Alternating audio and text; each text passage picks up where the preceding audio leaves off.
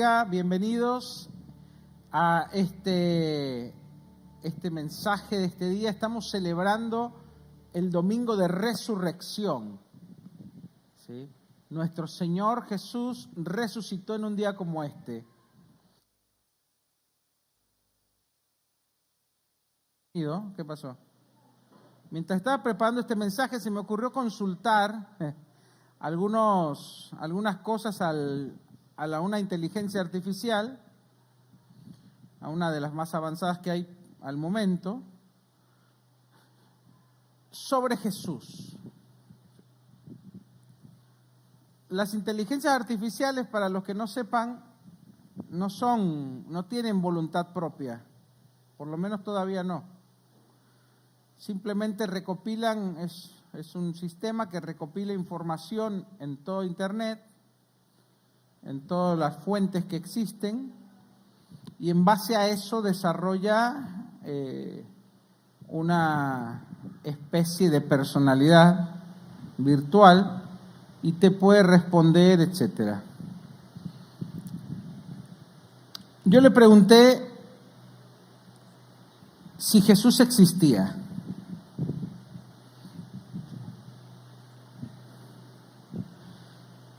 Y la respuesta, mirá la respuesta que me dijo. Yo ya sabía, no le pregunté para yo saber, sino le pregunté tratando de ver qué información tenía basada en lo que recopila en la web y si quería ver si la inteligencia artificial se basaba solo en los datos históricos o era influenciada, por así decirlo, su respuesta, en una opinión general.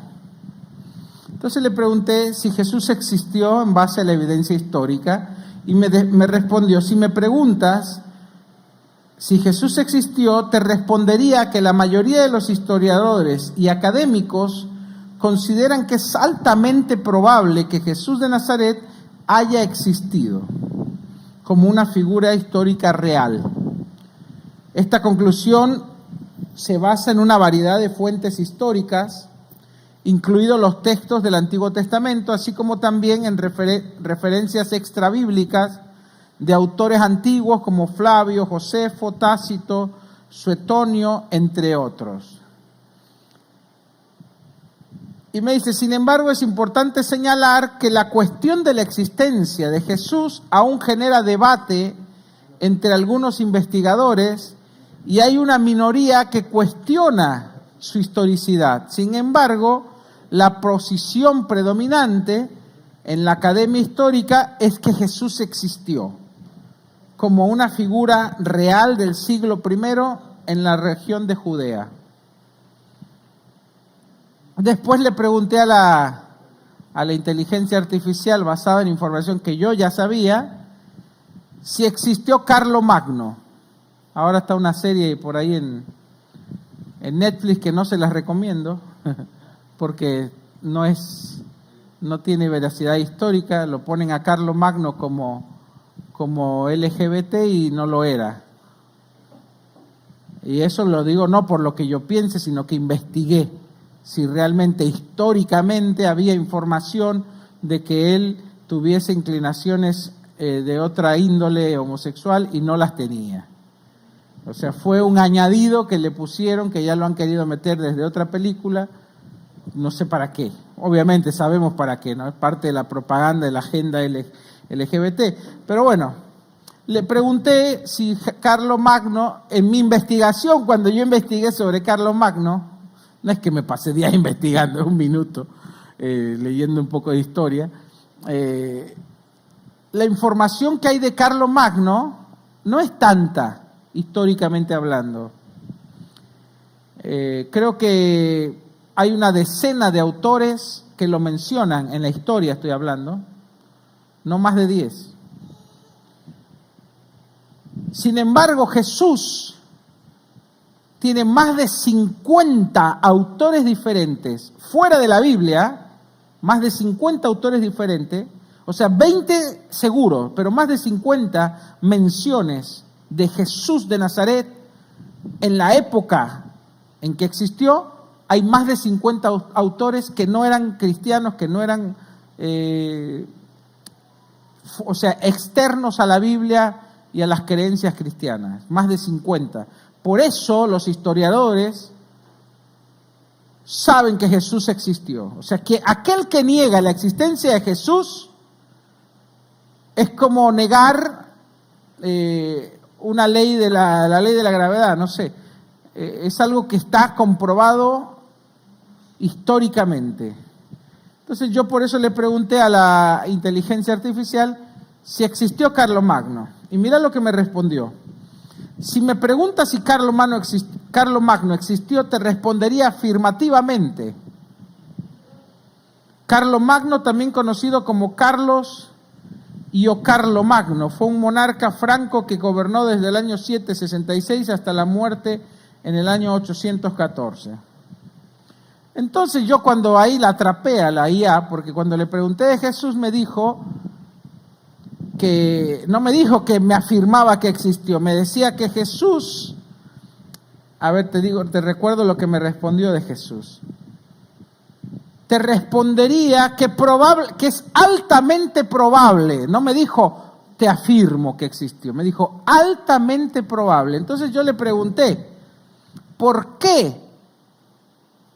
Si tienes menos evidencia histórica de Carlomagno, limitándose a 10 menciones en la historia, cuando Jesús tiene más de 50 menciones históricas de su época, serias, ¿por qué cuando me dijiste de Jesús me dices que es altamente probable y cuando yo te pregunté de Carlomagno me dices que afirmativamente él existió?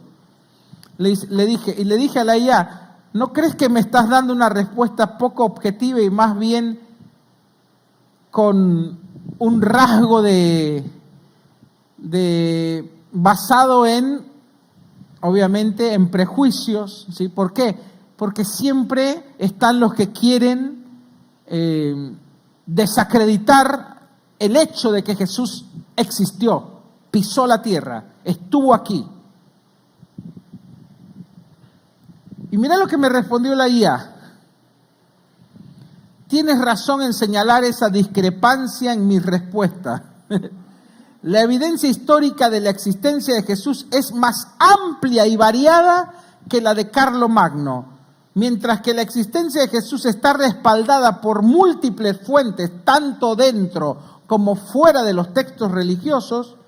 Dice, 1000 disculpas por la confusión. Para ser más preciso, es justo afirmar que la existencia de Jesús está respaldada por una sólida base de evidencia histórica.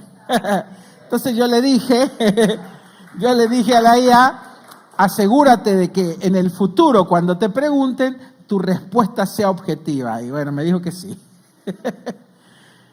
Mis hermanos, Jesús estuvo en la tierra, fue real, o sea, eso no se pone en duda. Ahora, algunos dirán, bueno, pero capaz todo lo que hizo y decían fue una exageración de los escritores. Hay un libro que se llama Evidencia que exige un veredicto, no sé si, me recuerdo si es de Max Lucado, si no me equivoco, el autor, donde justamente analiza de una manera científica si Jesús fue el Hijo de Dios o no. Ya está comprobado que Jesús existió. Eso no está en telejuicio. Pero sí puedes poner en telejuicio si Jesús era Dios o no. No te voy a decir todo el contenido del libro, pero te voy a resumir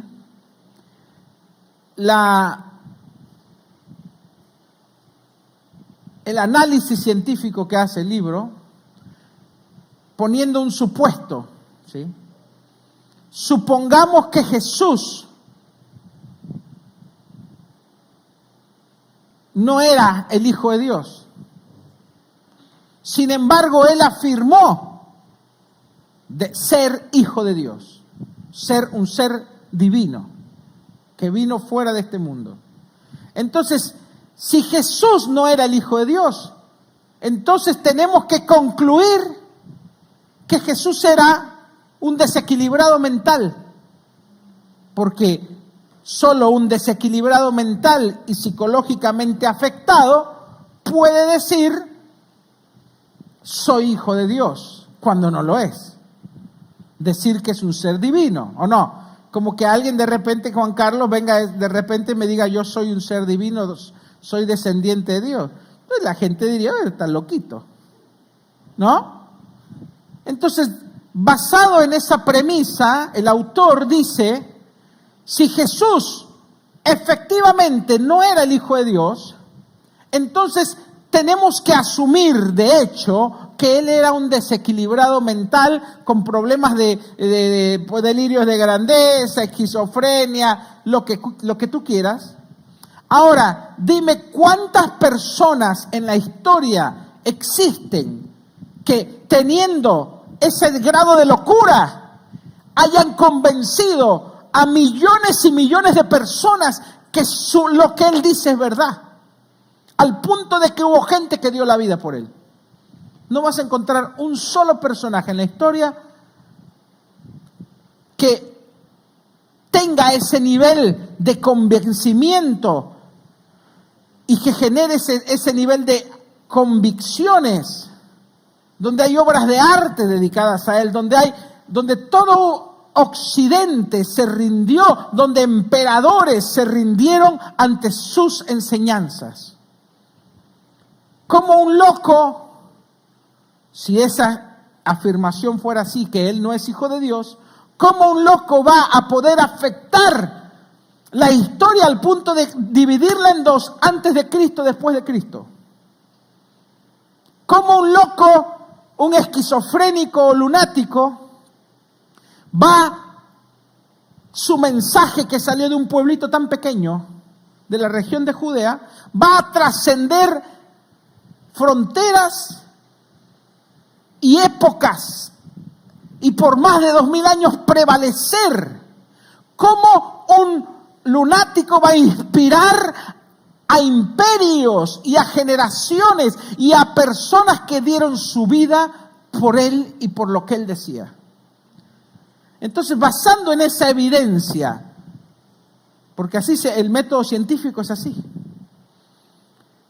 Jesús no pudo ser un loco. Entonces la otra opción que nos queda es que verdaderamente él era quien afirmaba ser el Hijo de Dios viviente. Y por esa razón millones de personas por todas las edades han dado su vida y entregado su vida y han creído en él, y el occidente completo fue transformado por sus enseñanzas. Yo les digo, no hace mucho tiempo, fuera de los lugares donde el cristianismo llegó, se vivía como animales. Los famosos derechos que hoy tenemos, las leyes de las cuales hoy los juristas se pueden jactar, ¿sí?, están todas basadas en los principios bíblicos. O sea, lo que hoy disfrutamos, la libertad y las garantías individuales y los derechos humanos, están basados en el mensaje y en la influencia del Evangelio al occidente. Hay países donde se siguen cortando las manos y a la gente que roba o que lo siguen colgando. Hace poco murió, bueno, no hace poco, todos habrán visto la muerte de Saddam Hussein colgado, como si fuese en medio de el viejo oeste. Entonces, todo Occidente y todo un mundo y una generación fue afectada por el mensaje de Jesús. Entonces concluye este argumento y esta premisa que Jesús, si no era un loco, entonces Jesús efectivamente, sin lugar a dudas, era quien decía ser el Hijo del Dios viviente. Ahora, cuando tú vas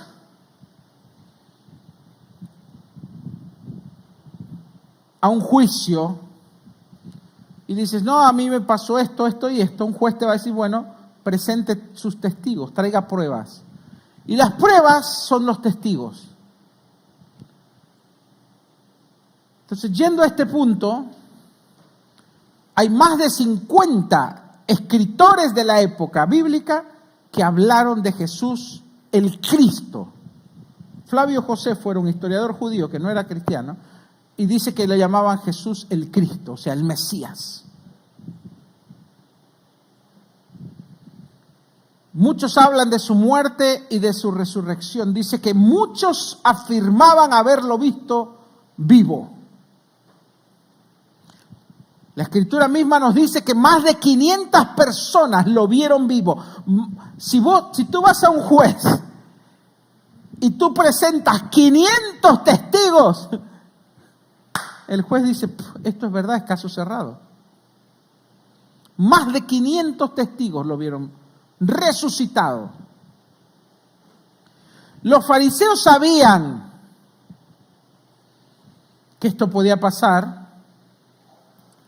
Así que cuando Jesús estaba ya, expiró, estaba en la cruz, pagando por nuestros pecados, dice la historia, porque es historia también, los manuscritos bíblicos, más allá que para nosotros son la palabra de Dios, para un arqueólogo, para un historiador, son datos históricos que relatan algo que sucedió hace mucho. Entonces dice la historia que Jesús, cuando estaba en la cruz, dijo, tengo sed. Según los científicos, los que han analizado todo lo que pasaba en una crucifixión, la sed era una evidencia justamente de que la persona estaba por morir por toda la fiebre que experimentaba con la pérdida de la sangre. Esto tiene un nombre, ¿sí? Por acá les tengo el dato. Dice, aquellos que eran azotados a menudo entraban en un shock hipovolémico, un término que se refiere al bajo volumen de sangre. En otras palabras, la persona había perdido tanta sangre que entraría en shock. Los resultados de esto serían: 1, el corazón se acelera para bombear la sangre que no está ahí. 2, la víctima colapsa o se desmaya debido a la baja presión sanguínea. Es lo que pasó cuando Jesús iba cargando la cruz y no pudo cargarla más y tuvo que entrar Simón de Cirene para ayudarlo a cargarla. Los riñones se detienen para preservar los fluidos corporales, lo cual en el punto 4 dice, la persona experimenta una sed extrema ya que el cuerpo desea reponer los fluidos perdidos. Jesús, estando en la cruz, dijo, tengo sed.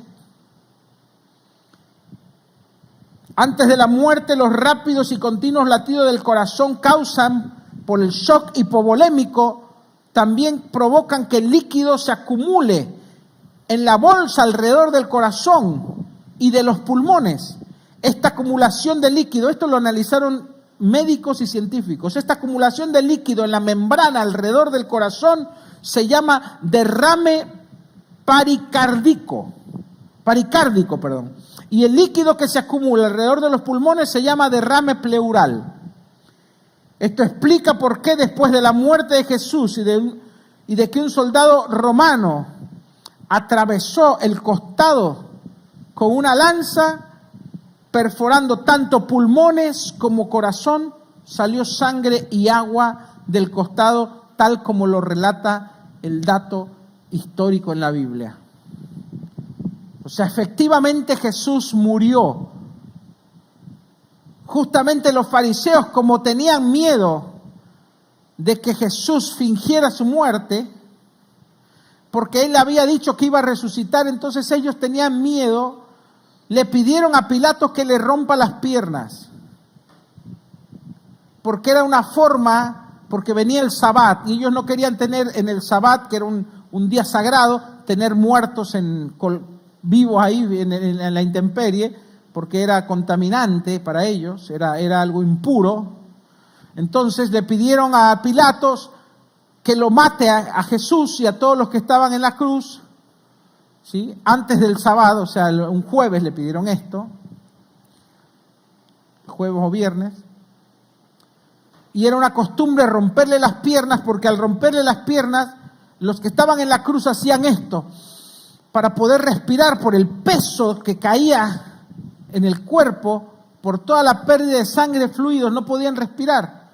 Entonces se levantaban para tomar aire. Entonces al quebrarle las piernas, estas personas no podían volver a tomar aire y morían, los que estaban en la cruz.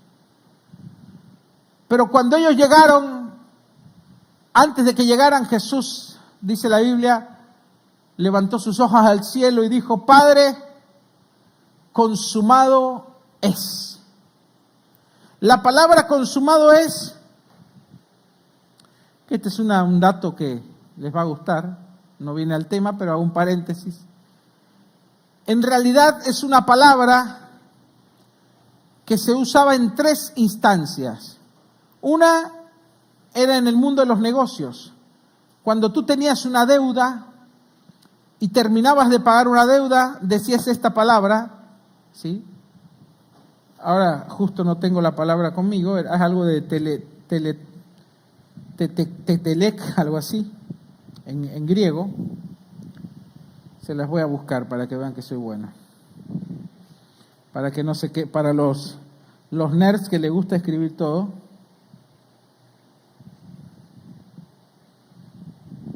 Me van a dar un segundito que lo busque.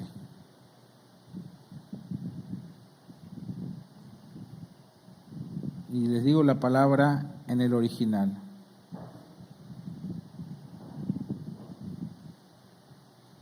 Acá está.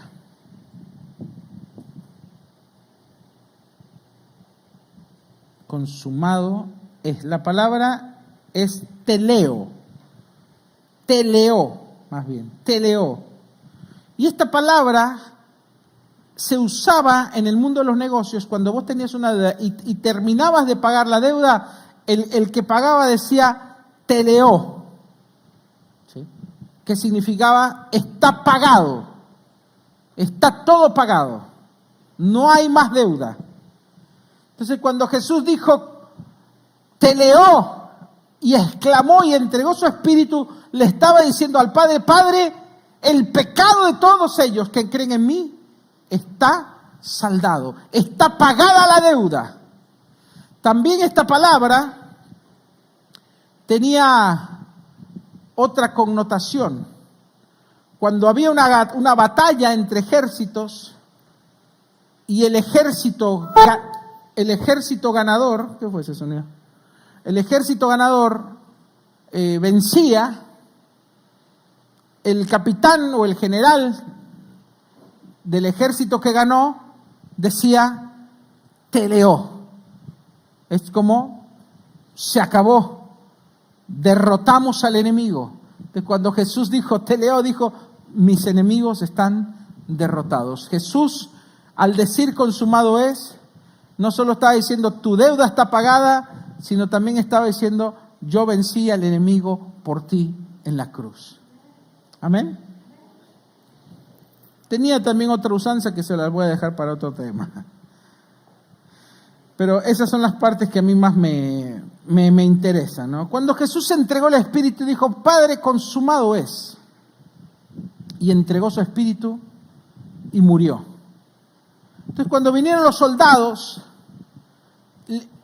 le rompieron las piernas a los otros 2 que estaban cerca de Jesús, porque seguían vivos, para que murieran.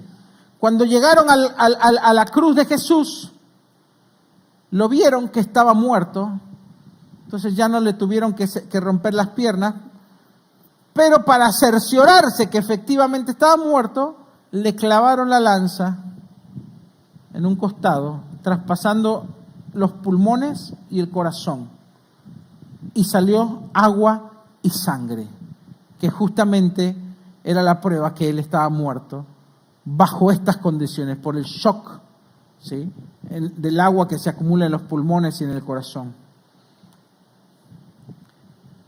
De ahí José de Arimatea viene y pide su cuerpo para enterrarlo.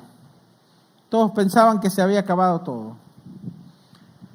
Algo también muy importante, que los judíos, cuando, a diferencia de los egipcios que embalsamaban a sus muertos, los judíos los vendaban con lino y con especias aromáticas y dejaban solamente la parte de la cara descubierta y todo el cuerpo rodeado, y esas especias la untaban en el cuerpo y por en medio del lino, y después esos linos se pegaban y quedaba como un caparazón, ¿sí? Después de varios días, por ejemplo, cuando Lázaro tuvo que salir, lo tuvieron que desvendar y cortar, porque eso quedaba como endurecido, como un traje, un caparazón. Por eso cuando leemos en la Biblia que Juan llegó corriendo con Pedro y Juan no entró a la tumba y vio, dice la Biblia que Juan vio y creyó. ¿Por qué Juan vio y creyó? Si solo había, dice que lo único que la tumba estaba vacía y lo único que quedaba ahí eran los restos de la taja mortuoria, o sea, ese caparazón.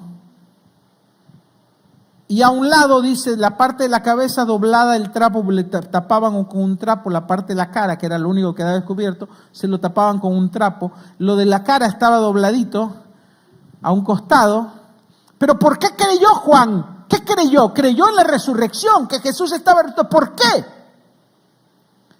Porque él vio la forma del cuerpo, o sea, quedó todo la caparazón, pero el cuerpo no estaba dentro. O sea, es imposible que el cuerpo salga sin romper.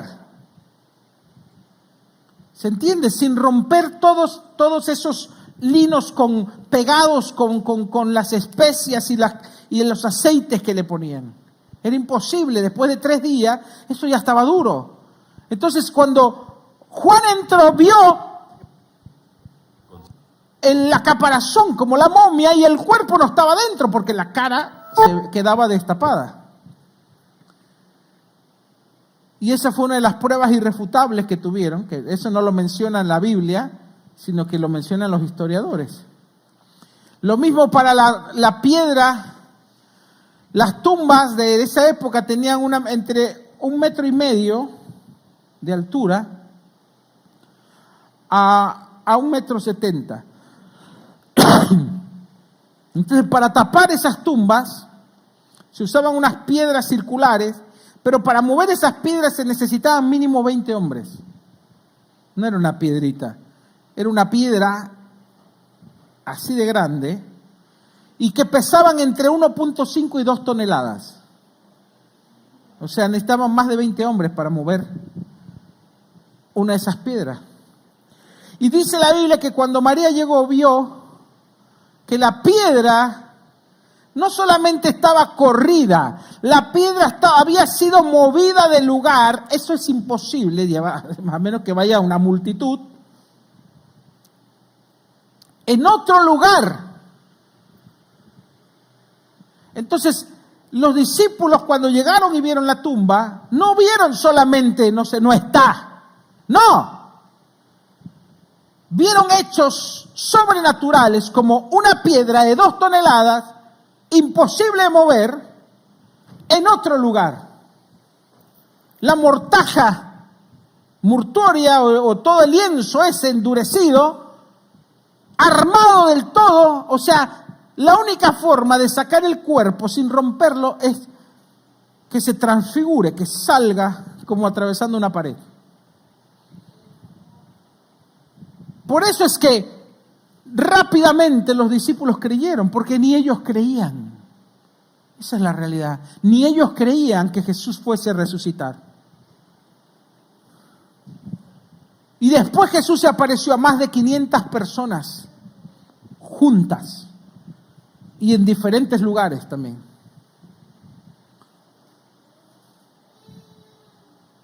La resurrección es un hecho no solamente es un asunto de fe, porque si lo analizamos históricamente, más de 500 testigos afirman que efectivamente lo vieron resucitado. Por eso es que me acuerdo de un pastor que decía que fue a Rusia y quiso ir a la tumba de Lenin, fundador de la... Está ahí en la Plaza Roja. ¿Vos fuiste, Juan Carlos? ¿Entraste? Mucha gente, ¿no? Este pastor decía que era tanta la gente que no quiso entrar. Pero otra vez fue, otra vez volvió a viajar a Rusia y esta vez no había tanta gente. Y dicen, yo miré en internet y lo miré en internet y está ahí el muerto. Que ahora ya casi nadie va. Hay poca gente, solo los turistas. Vos podés ir a la tumba de Lenin, de Mahoma, de Gandhi, de Siddhartha Gautama Buda. Puedes ir a la tumba y vas a estar ahí, vas a encontrar los restos. Tú vas a la tumba de Jesús y está vacía. En toda la historia, más de 2000 años, no ha habido un solo argumento bíblico, histórico, ni científico que contradiga la resurrección. No hay una sola prueba de que Jesús no haya muerto. Porque vos podés encontrar los cuerpos de todos los muertos. Hay estudios de ADN, todo. Podés ir a Lenin, podés ir a ver a cualquier muerto y están ahí. Pero Jesús no está ahí. Aleluya. Jesús vive, Él resucitó y Él está sentado a la diestra del Padre como prometió y Él dijo que volvería por nosotros. Y es por el poder de esa resurrección que nuestra fe no es vana. Nuestra fe no está fundada en una religión. Nuestra fe no está basada en creencias fantasmales o históricas, o solamente históricas y nada más. No, nuestra fe es real. Jesús existió, vivió en Judea, murió en una cruz y resucitó el tercer día y hay testigos que lo afirman. Nuestra fe no es vana. Y así como Él resucitó, dijo que nosotros resucitaríamos con Él. Así que mi hermano, yo con esto quiero concluir y darte ánimo. Porque Pablo dice, si nuestra fe, si Jesús no hubiera resucitado, nuestra fe sería vana. Seríamos una religión más. Pero Jesús resucitó realmente.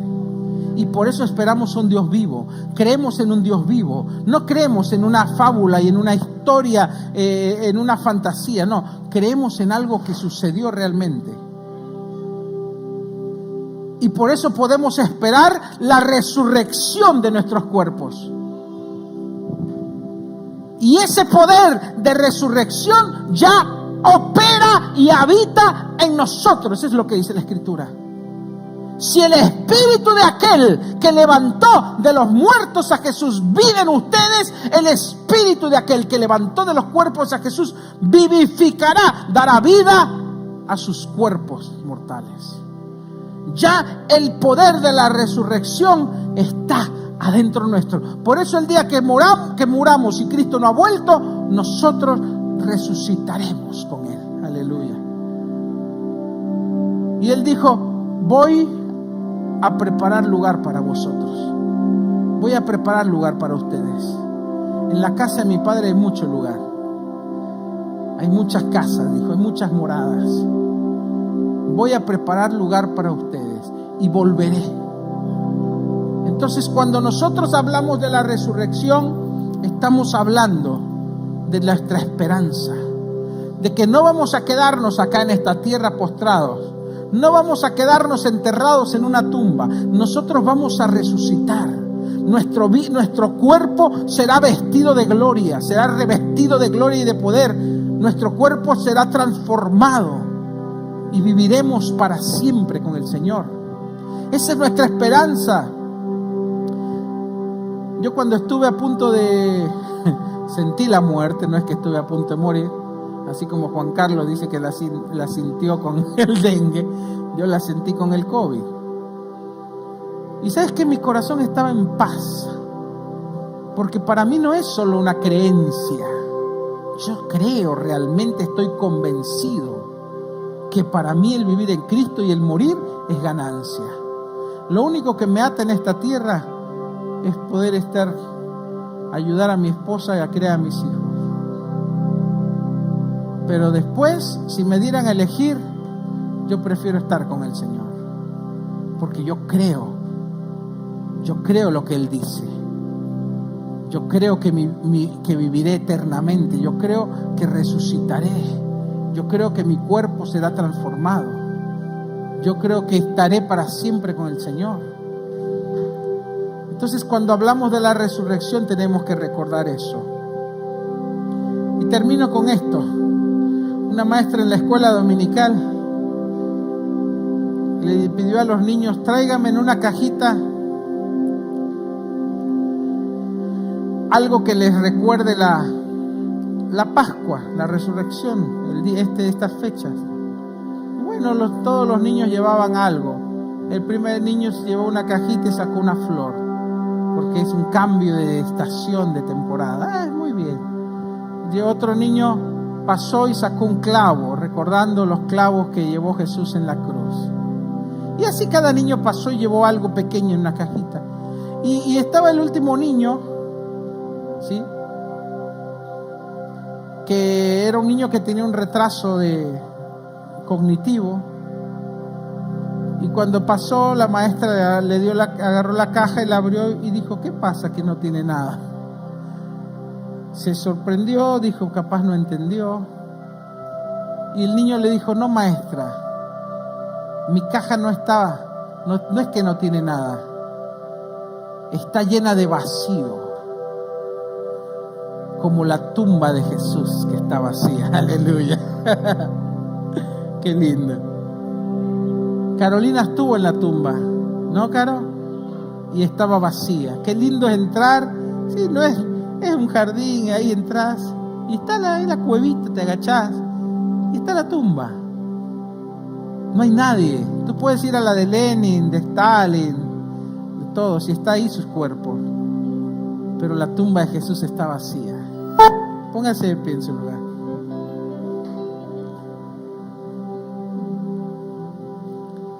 Hoy vamos a tomar la cena del Señor, recordando justamente eso, que Él resucitó. Pero antes vamos a hacer una oración. Señor, te damos gracias. Gracias porque moriste en la cruz y resucitaste al tercer día. Venciste la muerte, que era lo último que faltaba vencer. Venciste el pecado, venciste a Satanás, pagaste nuestra deuda, venciste a nuestro enemigo eterno y ahora estás sentado a la diestra del Padre intercediendo por nosotros. Fuiste a prepararnos un lugar y volverás, pronto volverás. Esa es nuestra esperanza gloriosa, que un día abriremos nuestros ojos y estaremos en la eternidad contigo.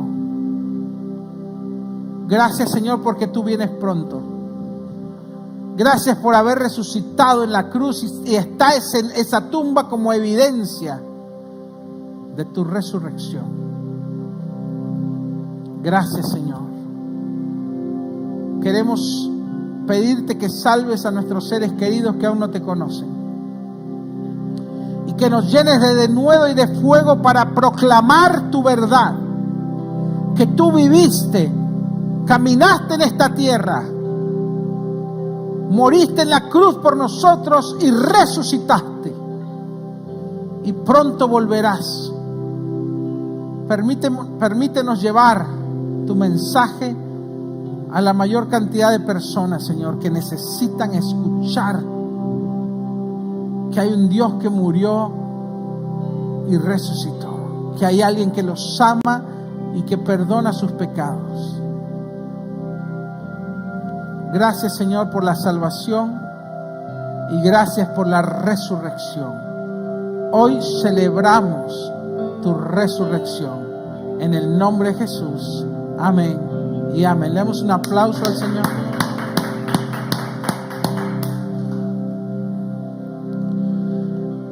Así, juntamente vamos a celebrar la cena del Señor, la comunión. Justamente Jesús estaba tomando la Pascua y tomó un pan y lo partió y tomó vino y estableció un símbolo.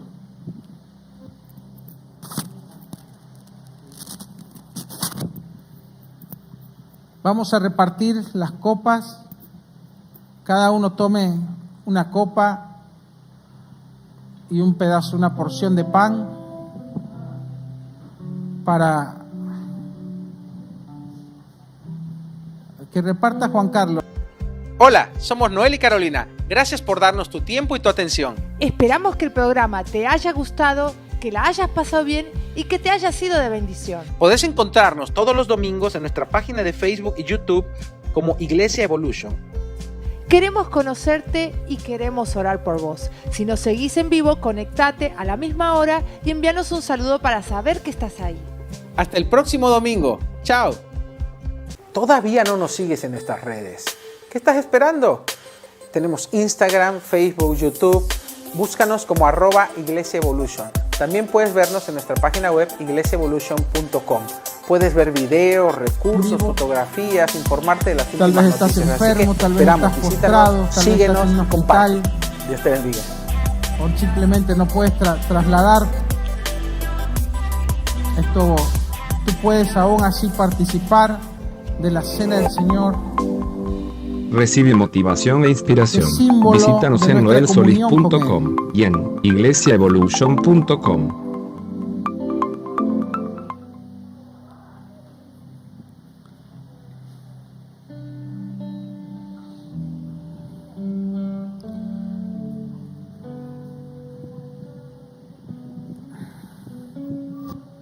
Si ya tienen todos, vamos a proceder. Si alguien no tiene, levanta su mano ahí en su lugar y se van a acercar. Dice el apóstol Pablo que la noche que Jesús fue entregado, Él partió el pan y dijo: este pan simboliza mi cuerpo que por vosotros es partido. ¿Sí? Dice: haced esto todas las veces que lo comieres en memoria de mí. Así que tomamos una porción de este pan. Antes de comer vamos a orar. Gracias, Señor, por este pan que simboliza tu cuerpo, que fue entregado, que fue roto, que fue partido en la cruz por mis pecados, por nuestros pecados, molido por nuestros pecados. Y el castigo de tu paz, de nuestra paz, cayó sobre ti. Y también por tu llaga, Señor, somos curados. Si alguno está enfermo, Señor, al tomar este pan te pedimos que lo sanes, porque tú llevaste en tu cuerpo esa enfermedad para que mi hermano y nosotros seamos sanados. Así que te damos gracias, Señor, por este pan que simboliza tu cuerpo. Lo tomamos en señal del pacto que tenemos contigo. En el nombre de Jesús, comamos el pan.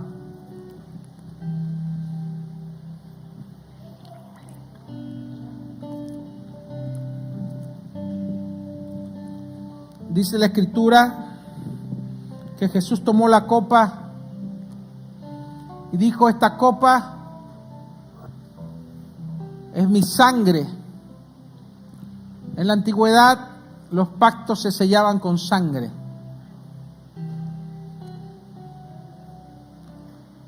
Y dice: esta sangre es del nuevo pacto, el nuevo acuerdo de Dios con ustedes, de Dios de mí con ustedes, donde pasamos a ser su pueblo a través de este pacto, donde pasamos a recibir salvación, donde pasamos a recibir sanidad.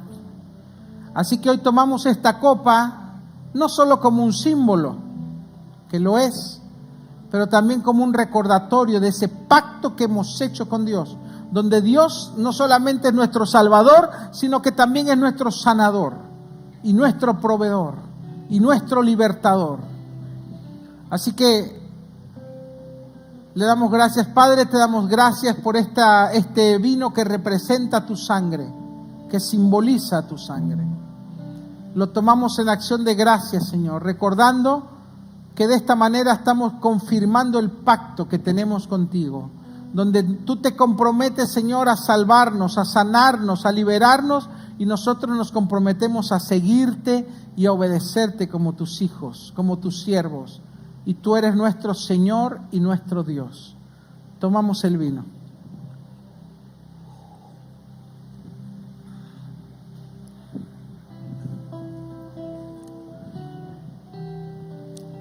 De este modo dice, cada vez que vosotros participes de este pan y de este vino, la muerte del Señor anunciáis hasta que Él venga. Y nosotros decimos, sí, Señor Jesús, ven pronto. Y la iglesia dice, sí, ven, Señor Jesús. Amén. Vamos a adorar al Señor con una canción especial.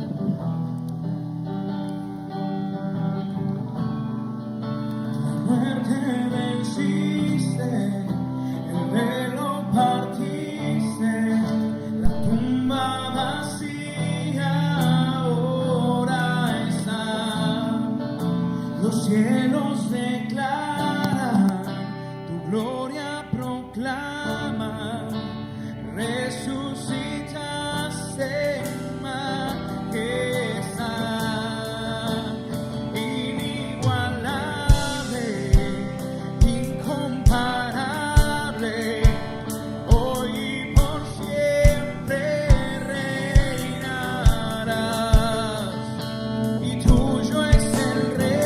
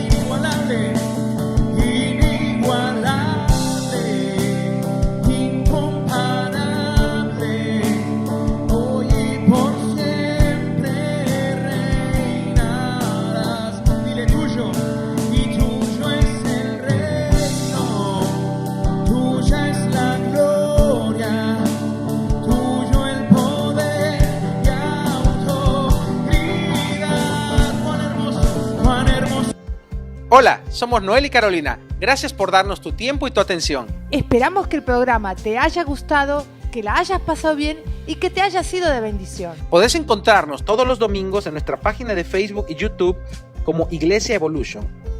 Queremos conocerte y queremos orar por vos. Si nos seguís en vivo, conectate a la misma hora y envíanos un saludo para saber que estás ahí. Hasta el próximo domingo. Chao. ¿Todavía no nos sigues en nuestras redes? ¿Qué estás esperando? Tenemos Instagram, Facebook, YouTube. Búscanos como @Iglesia Evolution. También puedes vernos en nuestra página web iglesiaevolution.com. Puedes ver videos, recursos, fotografías, informarte de las últimas noticias. Así que te esperamos, visítanos, síguenos y comparte. Dios te bendiga.